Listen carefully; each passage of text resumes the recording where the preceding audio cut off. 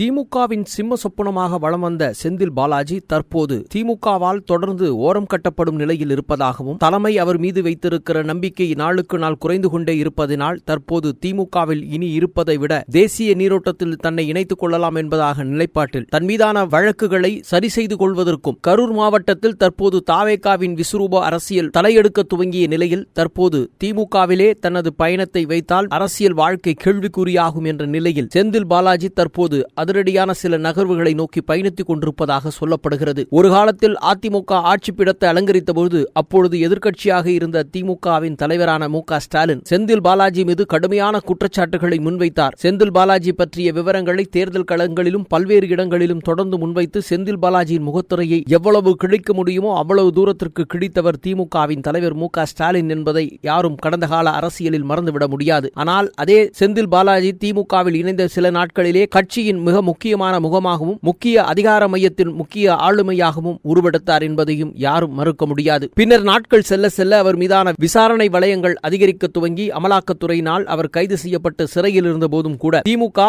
அவருக்கு மிகப்பெரிய முக்கியத்துவம் வழங்கியதையும் காண முடிகிறது. இலாக்கா இல்லாத அமைச்சராக தொடர வைக்கும் அளவிற்கு திமுக தலைமைக்கு நெருக்கமாக இருக்க வேண்டிய சூழலில் செந்தில் பாலாஜி இருந்தார் என்றால், செந்தில் பாலாஜியினுடைய செல்வாக்கு மிக்க வைட்டமின் பி என்பதான விவகாரத்தில் தனது நிலைப்பாட்டை எப்பொழுதுமே ஓங்கி ஒலித்துக் கொண்டிருந்தார். திமுகவின் தலைமையிடமான அறிவாலயத்திலும் சரி, திமுகவின் முக்கிய தலைவர்களின் கிச்சன் கேபினெட்டிலும் மிகப்பெரிய முக்கியமான நபராகவும் செந்தில் பாலாஜி வந்தார் என்பதை யாராலும் மறக்க முடியாது. இந்த நிலையில் ஆட்சிகள் மாறியபோது காட்சிகள் மாறும் என்பதைப் போல திமுகவின் ஆட்சிப்பிடம் அடையணையில் ஓரங்கட்டப்பட்ட பிறகு தாவேகா ஆட்சிப்படத்தை அலங்கரித்து பல்வேறு விதமான விஷயங்களில், குறிப்பாக புதிய அரசு அமைந்த பிறகு செந்தில் பாலாஜி மீது வைத்திருக்கும் கண்களால் தொடர் அவர் மீது தாக்குதலுக்கு உள்ளாக வருவதும், தொடர் அவர் மீதான விசாரணை வளையங்கள் வேகப்படுத்த துவங்கியதனால் என்ன செய்வது என்று தெரியாமல் முழித்துக் கொண்டிருக்கும் செந்தில் பாலாஜி தற்போது அடுத்த கட்ட நகர்வை நோக்கி பயணிக்க வேண்டிய தருணத்தில் தற்போது ஆளாக்கப்பட்டிருக்கிறார். தான் நம்பியிருக்கும் திமுக தலைமை தனக்கான விஷயங்களில் கூடுதலான பலத்தையோ அல்லது தனக்கான ஆதரவு நிலையோ இனி தராது என்பதான நிலைப்பாட்டிற்குள் அவர் இருப்பதாகவும் அவருக்கு நெருக்கமான பலரும் புலம்பத் துவங்கிவிட்டார்கள். செந்தில் பாலாஜி மீது போக்குவரத்து துறை வேலைவாய்ப்பு மோசடி, டாஸ்மார்க் மதுபான கொள்முதல் முறைகேடுகள், சோலார் மின் இணைப்பு மற்றும் நிலக்கரி கொள்முதல் முறைகேடு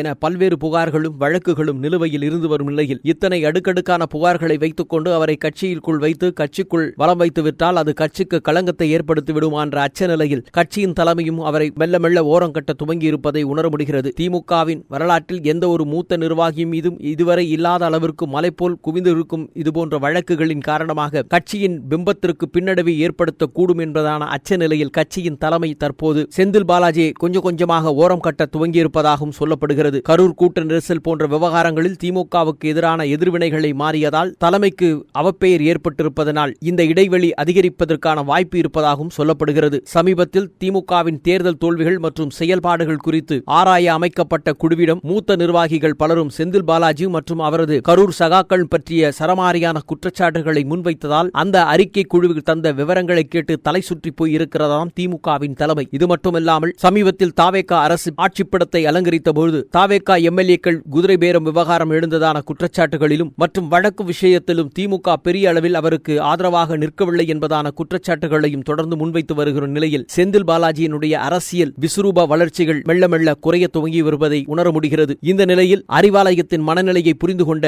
செந்தில் பாலாஜியும் அவரது சகோதரரும் இனி திமுகவை நம்பியிருந்தால் தங்களுக்கான வாய்ப்பு தளங்கள் குறைந்துவிடும் என்பதான நிலைப்பாட்டில் புதிய பயணத்தை நோக்கி பயணிப்பதற்கான புதிய பாதைகளை தேர்ந்தெடுக்க முடிவு செய்திருக்கிறார்கள். ஒருபுறம் தாவேகாவின் பக்கம் தங்களை இணைத்துக் கொள்வதற்கான வாய்ப்புகள் இருக்கிறதா என்பதற்கான வழிகளை தேடிக்கொண்டிருக்கும் அதே நிலையிலும் கூட மத்தியில் ஆளும் பாஜகவுடன் இணக்கமான சூழலை உருவாக்கிக் கொண்டால் தன் மீதான விசாரணை வளையங்களிலிருந்து தப்பித்துக் கொள்ளலாம் என்பதைப் போலவும் தற்போது தமிழக பாஜகவின் பெயர் சொல்லும் அளவிற்கான தமிழக வளர்ச்சிக்குரிய தலைவர்கள் பட்டியல் யாரும் இல்லாத நிலையில் தன்னை ஐக்கியப்படுத்திக் கொண்டு அதன் மூலமாக ஒரு ஆளுமையின் தலைமையாக தன்னை மீண்டும் விஸ்வரூபம் எடுப்பதற்கான அரசியல் தளத்தை உருவாக்கிக் கொள்ளலாம் என்றும் செந்தில் பாலாஜி விரும்புவதாகவும் அதற்கான சில ஆலோசனைகளை மத்தியில் இருந்து பல மூத்த அமைச்சர்களிடம் மறைமுகமாக பேச்சுவார்த்தைகளை நடத்தி ஒரு வழியாக பாஜகவில் இணைந்து விடலாம் என்பதான முடிவுகளிலும் செந்தில் பாலாஜி இருப்பதாக சொல்லப்படுகிறது. எது எப்படி இருந்தாலும் திமுக கடந்த காலங்களில் செந்தில் பாலாஜி மீது கடுமையான விமர்சனங்களை ஒரு காலகட்டத்தில் தெரிவித்த நிலையில் அதே செந்தில் பாலாஜியை திமுக தனது வலதுகரமாக வைத்துக் கொண்டு தேர்தல் களங்களில் சந்தித்ததும் ஆட்சிகள் மாறினால் காட்சிகள் மாறும் என்பதைப் போல தற்போது செந்தில் பாலாஜி திமுக தலைமை தேவைப்படும் நேரத்தில் கிள்ளுக்கீரை போல அவரை பயன்படுத்திவிட்டு தற்போது தூக்கி எறிந்திருக்கும் நிலையை பார்த்து செந்தில் பாலாஜி அடுத்த கட்டமான தனது அரசியல் பயணத்தை நோக்கி புறப்படுவதற்கு இனி சூரியனின் நிழலில் தஞ்சம் புகுவதை விட தாமரையில் தடம் படிப்பதே சிறந்ததாக இருக்கும் இருக்கும் என்பதான முடிவெடுத்திருப்பதாகவும் சொல்லப்படுகிறது. எது எப்படி இருந்தாலும் விரைவில் அவர் பாஜகவின் பக்கத்தில் சினைவதற்கான வாய்ப்பு இருப்பதாகவும் நம்பிக்கைக்குரிய சில வட்டாரங்கள் தெரிவிக்கிற நிலையில் செந்தில் பாலாஜியின் அரசியல் அடுத்த கட்ட நகர்வுகள் எதை நோக்கி இருக்கிறது என்பதை இன்னும் ஒரு சில தினங்களில் தெரியவர உள்ளதாக அரசியல் நோக்கர்கள் பலரும் கருதுகின்றனர்.